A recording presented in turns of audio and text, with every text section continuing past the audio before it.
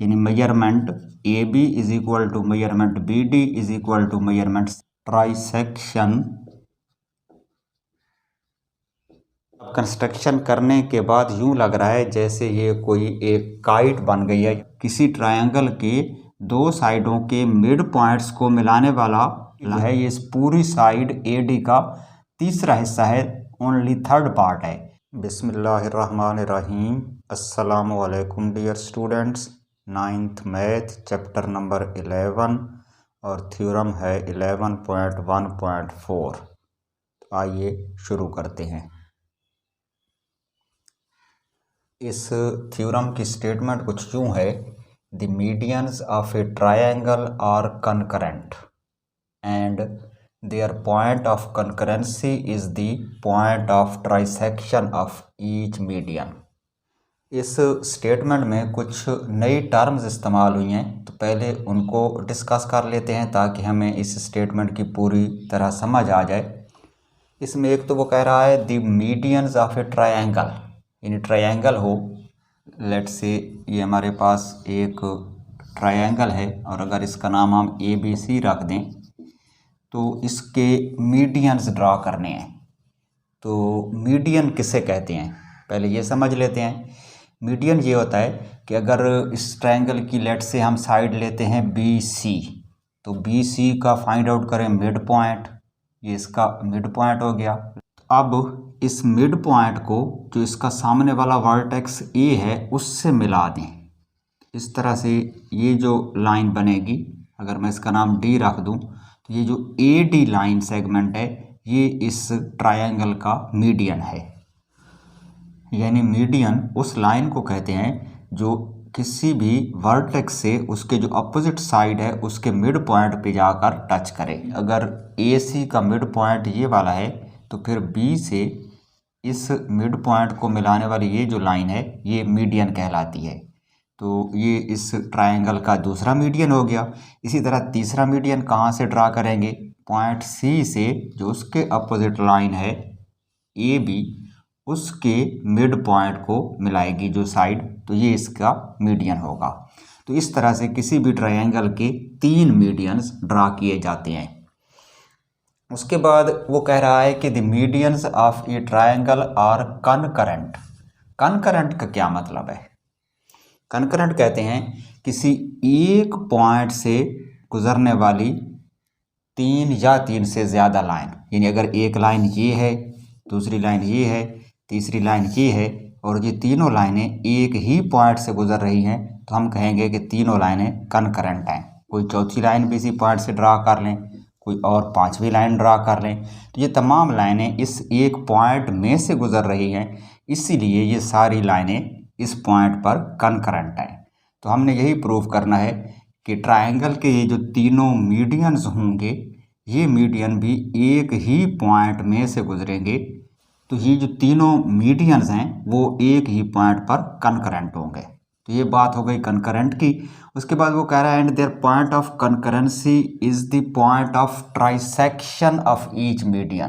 Point of trisection को समझ लें, यानी प्रूव ये करना है कि ये जो पॉइंट ऑफ कनकरेंसी है, जिस पॉइंट पर तीनों मीडियन कनकरेंट हो रहे हैं, वो पॉइंट उन मीडियंस का या हर मीडियन का पॉइंट ऑफ ट्राइसेक्शन है। तो ये पॉइंट ऑफ ट्राइसेक्शन क्या होता है इसको समझने के लिए एक लाइन ड्रा कर लेते हैं ये वाली, और इसका अगर नाम रख दें ए डी। अब इस लाइन के ऊपर 2 और पॉइंट्स इस तरह से लें, ये मैंने एक यहाँ पर ले लिया और एक यहाँ पे ले लिया। लेट्स से ये वाला पॉइंट बी है और ये वाला पॉइंट है सी। अब ये पॉइंट मैंने इस तरह लिए हैं कि जो ए से बी का डिस्टेंस है, यानी यहाँ से यहाँ तक जो ए बी की लेंथ है वो बिल्कुल इक्वल है बी से सी तक की लेंथ, यानी बी सी के, और फिर सी और डी का जो डिस्टेंस है, यानी ये वाला जो इसका पार्ट है, वो भी इन दोनों के इक्वल है। यानी measurement A B is equal to measurement B D is equal to measurement C D. ये हिस्सा लाइन का, ये हिस्सा और ये हिस्सा आपस में इक्वल हो। या यूँ समझ लें कि वो जो ओरिजिनल लाइन थी ए डी, उसको 3 इक्वल पार्ट्स में मैंने डिवाइड किया है। इस तरह से मैंने ये 2 पॉइंट्स बीच में लिए हैं। तो अब इनमें से कोई भी पॉइंट ले लें। लेट्स से ये जो पॉइंट बी है, तो ये इस पूरी लाइन को 3 हिस्सों में डिवाइड कर रहा है, या उसका ये तीसरा हिस्सा यहाँ से अलग कर रहा है। तो इसलिए इस पॉइंट को पॉइंट ऑफ ट्राइसेक्शन बोलते हैं। इसी तरह ये जो पॉइंट सी है वो भी इस लाइन सेगमेंट का पॉइंट ऑफ ट्राइसेक्शन होगा। तो पॉइंट ऑफ ट्राइसेक्शन से मुराद वो पॉइंट है जो किसी लाइन सेगमेंट को 1/3 में डिवाइड कर दे। तो हमने यही प्रूफ करना है कि ये जो पॉइंट ऑफ कनकरेंसी है ये हर मीडियन का, यानी इस एडी मीडियन का भी पॉइंट ऑफ ट्राइसेक्शन है, यानी ये जो इसका पार्ट है ये इस पूरे मीडियन का थर्ड पार्ट है, 1/3 है। इसी तरह से ये जो मीडियन है इसको भी ये पॉइंट 3 हिस्सों में डिवाइड करेगा, यानी पॉइंट ऑफ ट्राइसेक्शन होगा। और तीसरा मीडियन जो है उसका भी ये पॉइंट ऑफ ट्राइसेक्शन होगा, यानी एक पार्ट इस तरफ बचेगा और 2 पार्ट दूसरी साइड पे होंगे। तो यही चीज़ हमने प्रूव करनी है कि एक तो तीनों मीडियन एक पॉइंट पे कनकरेंट हों, और दूसरा उनका जो पॉइंट ऑफ कनकरेंसी है वो हर मीडियन के लिए पॉइंट ऑफ ट्राइसेक्शन होना चाहिए। तो किसी भी थ्योरम में स्टेटमेंट के बाद सबसे पहले फिगर ड्रा की जाती है। तो पहले हम इसकी बाकायदा फिगर ड्रा कर लेते हैं। चूँकि वो स्टेटमेंट में कह रहा है the medians of a triangle are concurrent, तो जाहिर है हमने पहले तो एक ट्राइंगल बनानी है। तो पहले एक ट्राइंगल ड्रा कर लेते हैं।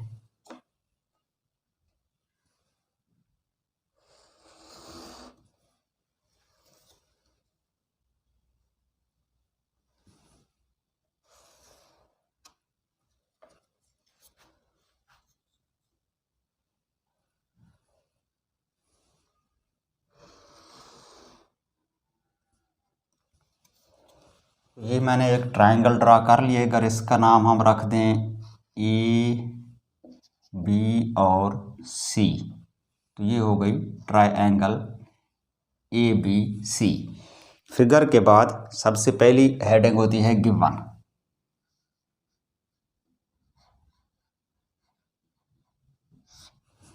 अक्सर थ्योरम्स इफ़ से स्टार्ट होते हैं और उनके दरमियान में कहीं जाके देन आता है। तो हम ये कहते हैं कि इफ़ से लेकर देन तक जो कुछ स्टेटमेंट में लिखा हुआ है वो गिवन में लिखना है, और जो देन के बाद वाला पोर्शन है वो लिखना है टू प्रूफ में। अब इस स्टेटमेंट में देखें तो ये इफ़ से स्टार्ट नहीं हो रही और ना ही इसमें कहीं पर देन आ रहा है। तो फिर इसमें से हम गिवन और टू प्रूफ कैसे सेपरेट करेंगे? तो पहले इस स्टेटमेंट को पढ़ते हैं, फिर हमें कुछ अंदाज़ा होगा। इसमें वो कह रहा है the medians of a triangle. ये ट्राइंगल है, इसके अगर मीडियंस ड्रा करें तो ज़ाहिर है 3 मीडियंस बनेंगे, वो तीनों कनकरेंट होने चाहिए। ये चीज़ तो हमने प्रूव करनी है कि ट्राइंगल के जो तीनों मीडियंस हैं वो कनकरेंट हों, प्रूव करना है। तो इसको तो लिखेंगे टू प्रूव में। इसी तरह there point of concurrency is the point of trisection of each median, यानी उनका जो पॉइंट ऑफ कनकरेंसी है वो पॉइंट ऑफ ट्राइसेक्शन होना चाहिए हर मीडियन के लिए। ये बात भी प्रूव करके देनी है। तो स्टेटमेंट्स में जो कुछ भी लिखा हुआ है वो सारा तो हमने प्रूव करना है, यानी ये सारी बातें टू प्रूव में लिखनी है। तो फिर गिवन में क्या लिखना है? गिवन तो है ही नहीं इस थ्योरम में। अब क्या करें? अगर इस स्टेटमेंट को हम थोड़ा सा यूं करके पढ़ें कि if there is a triangle then the medians of the triangle are concurrent and point of concurrency is the point of trisection of each median. तो फिर हमारे पास इफ़ भी आ जाएगा, देन भी आ जाएगा, और इफ़ और देन के दरमियान में सिर्फ ट्रायंगल है। If there is a triangle, तो सिर्फ ये जो ट्रायंगल है यही गिवन में लिखनी है, यानी गिवन में हम लिखेंगे सिर्फ ट्रायंगल ए बी सी, बाकी सारी बातें टू प्रूव में लिखेंगे, क्योंकि ये सारी चीज़ें तो हमने प्रूव करके देनी है। तो गिवन में लिख लें ट्रायंगल ए बी सी। उसके बाद नेक्स्ट हेडिंग लगाएं टू प्रूव। अब टू प्रूव में क्योंकि ये सारी स्टेटमेंट लिखनी है, तो जिस तरह स्टेटमेंट में बातें लिखी हुई हैं उसी को दोबारा लिख लें। एक तो है कि इस ट्रायंगल ए बी सी के जो मीडियंस हैं वो कनकरेंट होंगे, तो यहाँ लिखेंगे द मीडियंस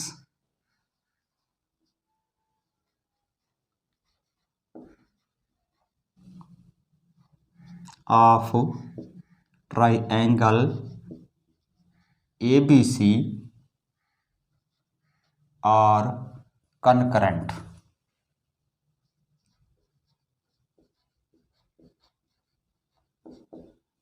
एक तो ये चीज़ प्रूव करनी है और दूसरी प्रूव करनी है कि जो पॉइंट ऑफ कनकरेंसी है वो पॉइंट ऑफ ट्राइसेक्शन है हर मीडियन का, तो वो बात भी लिख लें। And the point of concurrency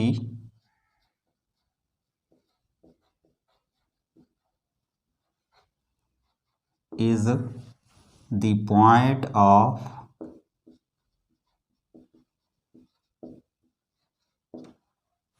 trisection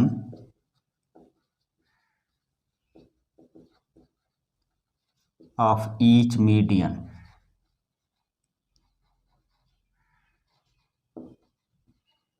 ये सारी बातें हमने प्रूव करनी है। उसके बाद नेक्स्ट हेडिंग होती है कंस्ट्रक्शन।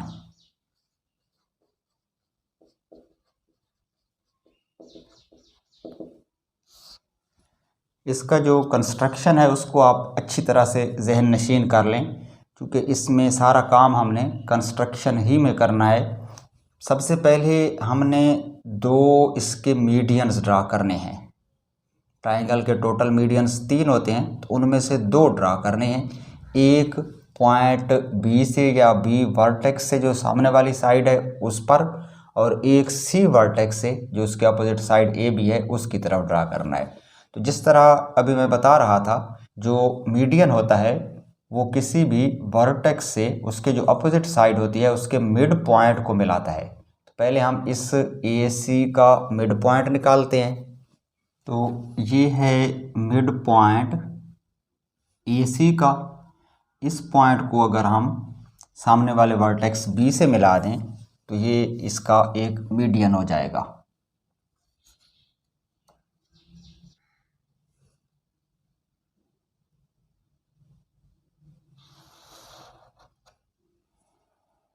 इसी तरह से जो AB साइड है उसका मिड पॉइंट ये वाला है। इस मिड पॉइंट को सामने वाले वर्टेक्स C से मिलाएं तो ये दूसरा मीडियन ड्रा हो जाएगा।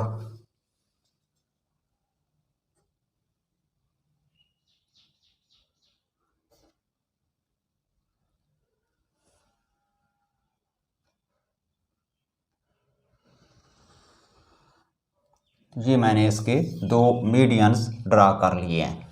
अगर इस पॉइंट को E का नाम दे दें, इसको F का, और ये वाला जो पॉइंट है ये हो जाएगा G। तो जो 2 मीडियंस हैं, एक हमने ड्रा किया CF और एक है BE, और इन दोनों मीडियंस ने एक दूसरे को पॉइंट G पर इंटरसेक्ट किया है। उसके बाद जो इसका तीसरा मीडियन है वो एज ए मीडियन ड्रा नहीं करना। क्या करना है कि जो तीसरा वर्टेक्स E है उसको पॉइंट G से मिला देना है। यानी पहले तो A को पॉइंट G से मिला दें,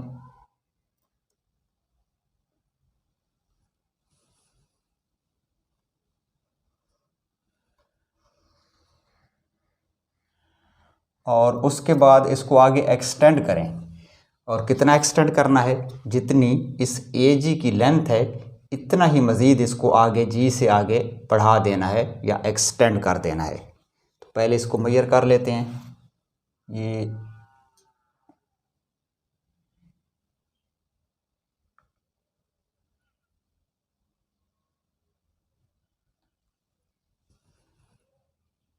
पॉइंट G से इसको आगे एक्सटेंड करेंगे, और कितना एक्सटेंड करना है, जितना AG था उतना ही GH रखना है। अगर ये पॉइंट H हो, इस पॉइंट का नाम H रख दें, और ये जो GH की लेंथ है ये हमने ली है बिल्कुल AG के इक्वल, यानी AG और GH ये दोनों आपस में बिल्कुल इक्वल हैं। और इस GH लाइन ने ये जो ट्राइंगल की थर्ड साइड BC थी उसको इस पॉइंट पे इंटरसेक्ट किया है, तो ये पॉइंट D हो जाएगा। और उसके बाद एक काम अभी रहता है कंस्ट्रक्शन में, और वो है कि इस पॉइंट H को जो BC साइड के दोनों एंड पॉइंट्स हैं, यानी उधर C से भी मिला देना है और इधर B से भी, यानी H को B और C दोनों से मिला दें।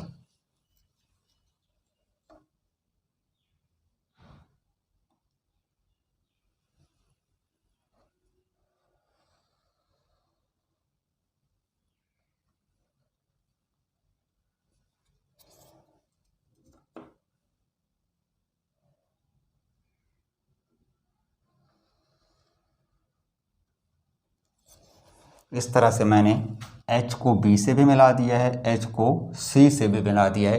तो ये सारा इसका कंस्ट्रक्शन है, यानी कंस्ट्रक्शन में ये तमाम काम हमने करने हैं और यही सारी बातें कंस्ट्रक्शन की हेडिंग में लिखनी भी है।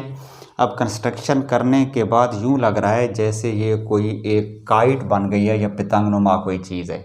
बहरहाल, तो कंस्ट्रक्शन में सबसे पहले हमने इसके दो मीडियंस ड्रा किए थे, तो वही बात लिख लें कि ड्रा टू मीडियंस।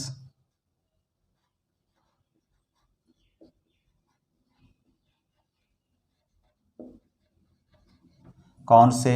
एक BE और दूसरा CF।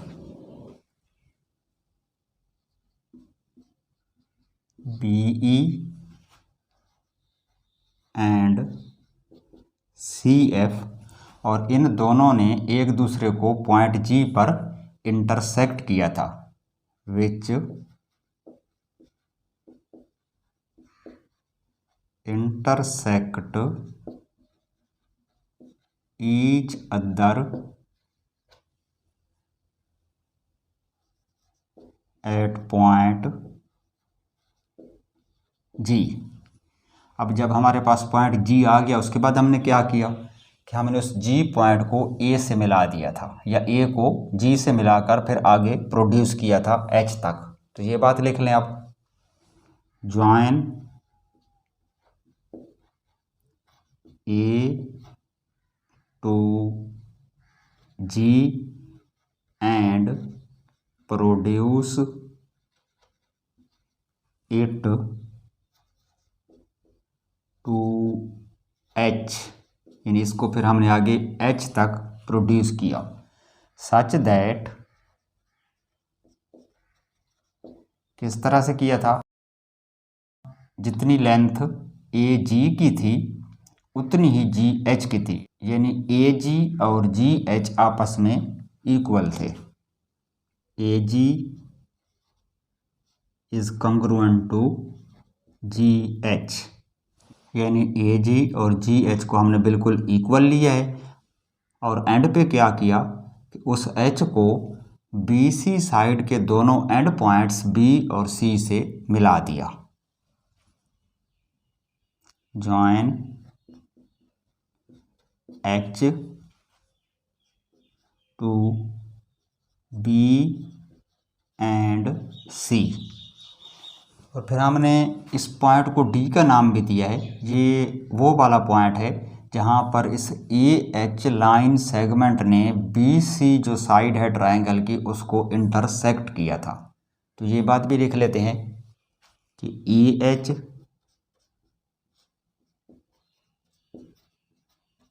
intersects BC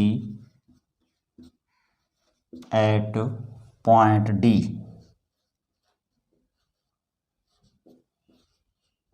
point D पर AH ने BC को इंटरसेक्ट किया। तो जो कुछ हमने कंस्ट्रक्शन में यहाँ पर काम किया था वो सारी बातें यहाँ कंस्ट्रक्शन की हेडिंग में लिख दी हैं। उसके बाद नेक्स्ट हेडिंग लगाते हैं प्रूफ की।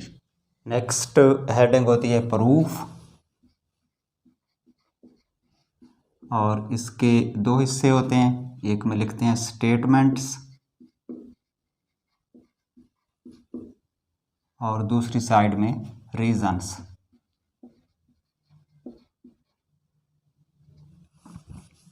फिगर में देखें, कंस्ट्रक्शन के बाद इसमें बहुत सारी ट्रायंगल्स बन चुकी हैं। ओरिजिनल जो हमारी ट्रायंगल जो गिवन में थी वो तो ABC है, और उसी ट्रायंगल के अंदर हमने तीनों मीडियंस को कनकरेंट प्रूफ करना है। कंस्ट्रक्शन के बाद एक ट्रायंगल बनी है ए C H, A C H A, ये जो ट्रायंगल है इसका दूसरा नाम हम ए एच सी भी रख सकते हैं। तो इस ट्रायंगल पे गौर करना है। यहाँ हम पहले लिखते हैं in triangle A C H.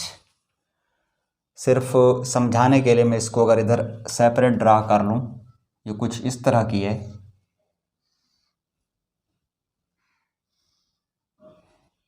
A H है और ये सी है, और ए सी का यहाँ पर कोई मिड पॉइंट है ई, और ए एच का मिड पॉइंट है जी।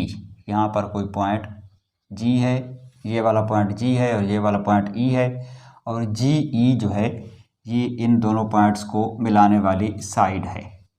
इस ट्रायंगल में ये जो ई है ये इस ए सी का मिड पॉइंट है, यानी point E is the mid point of A C. क्यों मिड पॉइंट है? क्योंकि हमने ड्रा किया था B E median. Triangle A B C का जो बी ई है वो एक मीडियन है, और मीडियन जो होता है वो सामने वाली साइड को मिड पॉइंट पे जाके मिलता है, टच करता है। तो इस लिहाज से फिर जो ई है वो इस सामने वाली साइड ए सी का मिड पॉइंट हो गया। इसी तरह से जो जी है वो इस साइड ए एच का मिड पॉइंट है। कैसे? हमने कंस्ट्रक्शन में जो ए जी है उतनी ही लेंथ जी एच की रखी थी। कंस्ट्रक्शन में देखें यहाँ लिखा हुआ है कि A G is congruent to G H. A G और जी एच आपस में इक्वल हैं, तो लाजमी बात है फिर जी जो है वो इस पूरे ए एच का बिल्कुल मिड पॉइंट होगा। तो जी जो है वो इस ए एच का मिड पॉइंट है, ई जो है वो इस ए सी का मिड पॉइंट है, और जी ई इन दोनों साइडों के मिड पॉइंट्स को मिलाने वाला लाइन सेगमेंट है। यानी ट्रायंगल ए सी एच की दो साइडों के मिड पॉइंट्स को मिलाने वाला जो लाइन सेगमेंट है वो जी ई है। और पिछले थ्योरम में हम पढ़ चुके हैं कि अगर किसी ट्रायंगल के दो साइडों के मिड पॉइंट्स को मिलाने वाला लाइन सेगमेंट जो होता है वो उस ट्रायंगल की जो तीसरी साइड होती है उसके पैरेलल होता है, तो फिर जी ई जो है वो इसकी तीसरी साइड एच सी के या सी एच के पैरेलल हो जाएगा। तो अब यही बात यहाँ हमने लिखनी है कि ये जो जी ई है ये इसकी तीसरी साइड एच सी के पैरेलल है। तो यहाँ लिखेंगे जी E is parallel to third side H C. और इसकी रीज़न में क्या लिखेंगे कि पॉइंट जी एंड पॉइंट ई, यानी जी and E R the mid points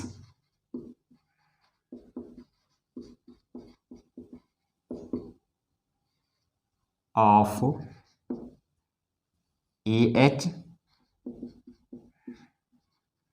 and A C respectively।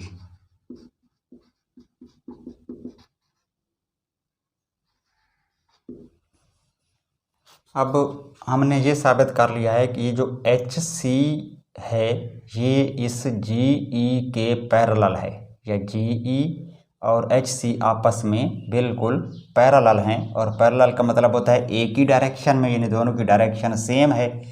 और जी ई को अगर आगे एक्सटेंड करें तो ये बी ई और जी ई सेम लाइन है, एक ही लाइन है। जी ई असल में बी ई लाइन का ही एक पार्ट है, तो पूरी लाइन अगर हम लिख लें बी ई वो भी पैरेलल हो जाएगी एच सी के। तो हम इसको यूँ भी लिख सकते हैं, आर जी ई की बजाय ये जो पूरी साइड है बी ई वो लिख दें, तो ये भी पैरेलल होगी इस साइड एच सी के। और इसकी रीज़न में लिख लें कि जी जो है वो दरअसल बी ई पूरी लाइन का ही एक पॉइंट है। G is a point of B E. अब आ जाएं दूसरी ट्रायंगल में। दूसरी से मेरी मुराद है ट्रायंगल ए बी एच। इस तरफ वाली जो थी ना ACH, इस तरफ एक ट्रायंगल है ABH।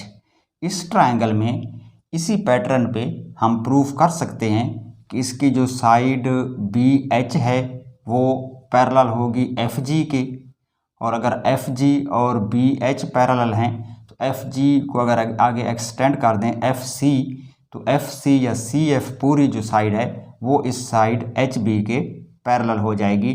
इसको बाकायदा प्रूफ नहीं करना, सिमिलरली करके लिख दें। तो यहाँ हम लिखेंगे सिमिलरली, जो ये वाली साइड है CF, ये पैरेलल हो जाएगी इस साइड HB के। अब अगर इसको कर दें नंबर 1, इसको कर दें नंबर 2, और इन दोनों को इधर फिगर में देखें। नंबर 1 में लिखा हुआ है कि HC जो है वो पैरेलल है BE के। नंबर 2 में लिखा हुआ है कि HB जो है वो पैरेलल है CF के। एक जो साइड CF है, अगर हम इसको यहाँ से C से G तक ले जाएं तो CG के भी HB पैरेलल हो जाएगी। इसी तरह से जो BE है वो HC के पैरेलल है, तो BE की बजाय अगर हम सिर्फ BG लें तो वो भी HC के पैरेलल होगी।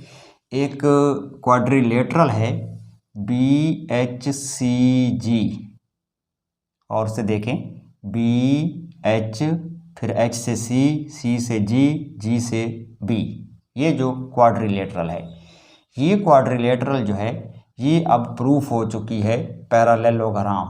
क्यों? क्योंकि इसकी जो अपोजिट साइड्स हैं वो पैरेलल हैं। इसकी एक साइड BH है, इसके लिए अपोजिट साइड CG बनेगी, और ये दोनों आपस में पैरेलल हैं। यहाँ हमने प्रूफ किया है कि जो BH है या HB है ये इस CF के पैरेलल है, तो ये आपस में पैरेलल हो गई। इसी तरह से जो दूसरी दो साइडें हैं HC, वो पैरेलल है साइड BG के, यानी HC पैरेलल है BE के, BE या BG इसके पैरेलल हो गई। तो इसकी जो कि अपोजिट साइड्स के दोनों पेयर पैरेलल हैं, तो ये जो क्वाड्रिलेटरल है ये दरअसल पैरेललोग्राम है। तो अब हम यहाँ लिखेंगे कि जो BHCG है ये एक पैरेललोग्राम है। BHCG इज ए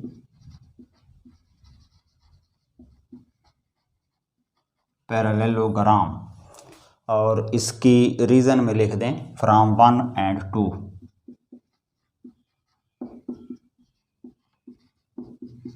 1 और 2 से हमने ये चीज़ प्रूव की है कि ये जो क्वाड्रिलेटरल है ये पैरेललोग्राम है। इसी चैप्टर के थ्योरम नंबर 1 में हम पढ़ चुके हैं कि जो पैरेललोग्राम होती है उसके डायगोनल्स एक दूसरे को बाइसेक्ट करते हैं, यानी जो डायगोनल्स हैं वो एक दूसरे को जिस पॉइंट पर इंटरसेक्ट करते हैं उस पॉइंट पर उन डायगोनल्स की बाइसेक्शन होती है। तो अब चूँकि ये साबित हो चुका है कि BHCG ये एक पैरेललोग्राम है, तो इसके जो दोनों डायगोनल्स हैं वो एक दूसरे को बाइसेक्ट करेंगे। एक इसका डायगोनल बन रहा है BC और दूसरा है GH, और ये दोनों पॉइंट D पर एक दूसरे को इंटरसेक्ट कर रहे हैं। तो पॉइंट D जो है वो इन दोनों का पॉइंट ऑफ बाइसेक्शन है। मतलब ये है कि पॉइंट D जो है उस पर BC दो इक्वल पार्ट्स में डिवाइड हो रहा है, या BD की मेजरमेंट और CD की मेजरमेंट इक्वल होगी। इसी तरह से GD और HD भी आपस में इक्वल होंगे। तो अब ये दोनों रिजल्ट्स यहाँ हमने लिखने हैं। पहले तो ये लिख लेते हैं कि ये जो GD है इसकी मेजरमेंट, यानी measurement GD is equal to half of the measurement GH। ये जो GD है ये इस पूरे GH का हाफ है, यानी पूरे GH को दो इक्वल पार्ट्स में डिवाइड करें तो एक GD है और दूसरा DH है। तो एक साइड पे मैंने पूरा GH लिख लिया है, तो उसमें से GD उसका हाफ होगा। तो एक तो ये रिजल्ट लिख लें, और दूसरा जो डायगोनल है BC उसका भी मिड पॉइंट D होगा, यानी हम लिख सकते हैं कि B D is congruent to C D, यानी इसके भी दो जो साइडें हैं बी डी और सी डी ये बिल्कुल आपस में इक्वल हैं, तो D is the mid point of B C. अब इन दोनों की रीजन में लिखेंगे कि diagonals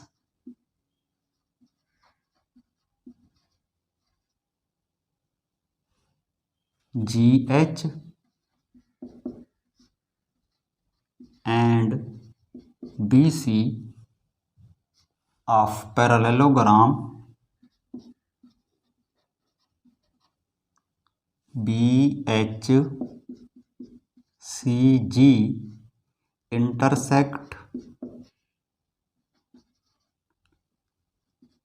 each other at point D, यानी पॉइंट D पर ये दोनों एक दूसरे को इंटरसेक्ट कर रहे हैं, इसलिए BD और CD इक्वल होंगे और GD जो है वो पूरे GH के हाफ के इक्वल होगा। तो इन दोनों स्टेटमेंट्स के लिए सेम रीज़न है। अब आगे चलते हैं जी। अब हम ये लिख सकते हैं कि ये जो AD है ये इस ट्रायंगल ABC का मीडियन है। कैसे? अभी हमने ये प्रूफ कर लिया है कि BD is equal to CD। अगर BD और CD इक्वल हैं तो D जो है वो इस BC का मिड पॉइंट है और इस साइड के मिड पॉइंट को सामने वाले वर्टेक्स से मिलाने वाली लाइन है AD, तो लाजमी बात है फिर AD जो ओरिजिनल ट्रायंगल ABC थी उसका ये मीडियन है। तो अब यहाँ लिखेंगे सो AD is median of triangle ABC, यानी ट्रायंगल ABC का AD भी मीडियन है जो पॉइंट G में से गुजर रहा है। और इससे पहले हमने जो दो मीडियन कंस्ट्रक्शन में ड्रा किए थे, draw two medians BE and CF, एक BE ड्रा किया था एक CF ड्रा किया था, वो दोनों भी पॉइंट G पर एक दूसरे को इंटरसेक्ट कर रहे थे। अब ये जो AD है ये भी मीडियन प्रूफ हो चुका है और ये भी पॉइंट G से गुजर रहा है, तो अब साबित हो गया है कि इस ट्रायंगल जो ABC ट्रायंगल थी उसके तीनों मीडियंस एक ही पॉइंट G से गुजर रहे हैं या तीनों मीडियंस पॉइंट G पर कनकरेंट हैं। तो हम नीचे लिख सकते हैं कि medians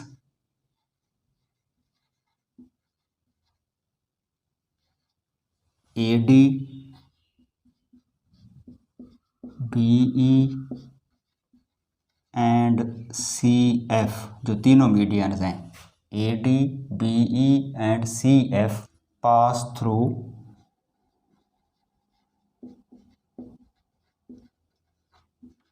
the point G।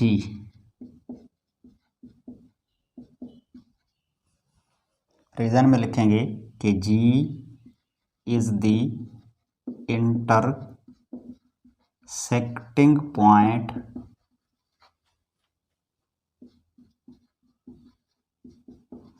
of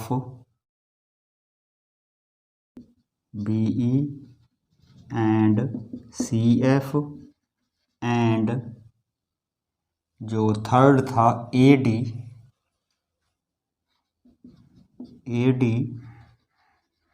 pass through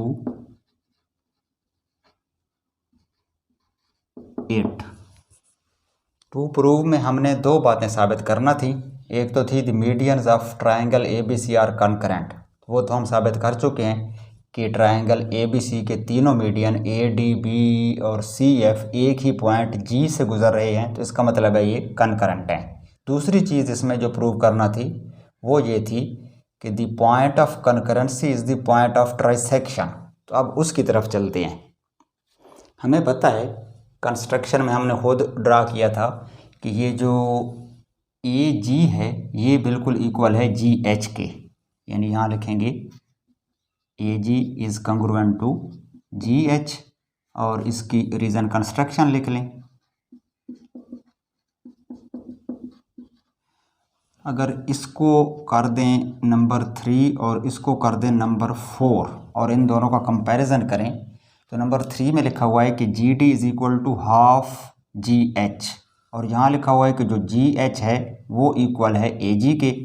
तो अगर हम इस 3 को दोबारा लिखें कि measurement G D is equal to half of measurement G H, और जी एच चूँकि इक्वल है ए जी के, तो इसकी जगह पे हम लिख सकते हैं ए जी, यानी measurement of A G. Reason कर दें, फ्रॉम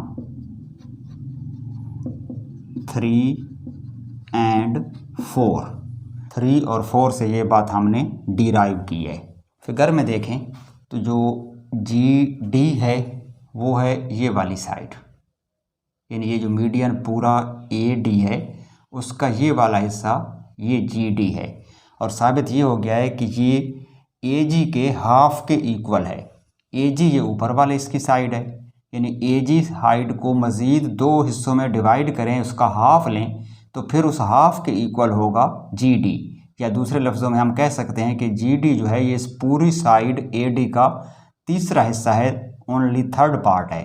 तो इस लिहाज से फिर जी डी जो है वो इस ए डी का ट्राइसेक्शन हो गया, और जी जो है वो पॉइंट ऑफ ट्राइसेक्शन है। तो यही चीज़ हमने प्रूव करना थी। तो हम यहाँ लिख सकते हैं, so G is the point of trisection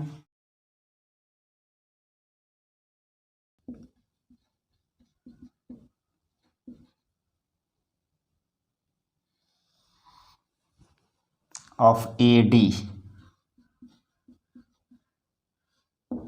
ये जो ए डी मीडियन है उसका पॉइंट ऑफ ट्राइसेक्शन हो गया पॉइंट जी। अब इसी तरह हम जो बाकी 2 मीडियंस हैं सी एफ और बी ई, उनके बारे में भी हम इसी तरह प्रूफ कर सकते हैं कि पॉइंट जी उनका भी पॉइंट ऑफ ट्राइसेक्शन होगा। और इस बात को आगे लिख लें सिमिलरली करके, similarly it can be proved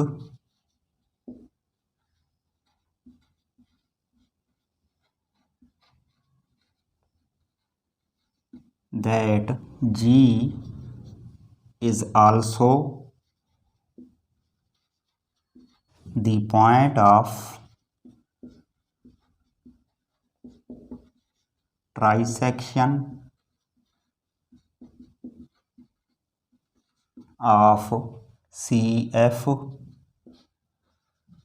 and BC।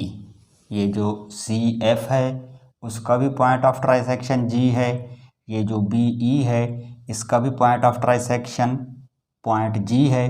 तो पॉइंट G दरअसल तीनों मीडियंस का पॉइंट ऑफ ट्राइसेक्शन है, और यही चीज़ हमने प्रूव करना थी। तो यहाँ पर हमारा ये थ्योरम कंप्लीट हुआ। ओके जी, ये तो था हमारा आज का थ्योरम।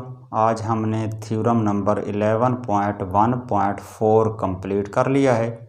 नेक्स्ट टाइम इंशाअल्लाह एक और थ्योरम के साथ हाजिर होंगे। तब तक के लिए इजाज़त दीजिए। खुदा हाफिज़।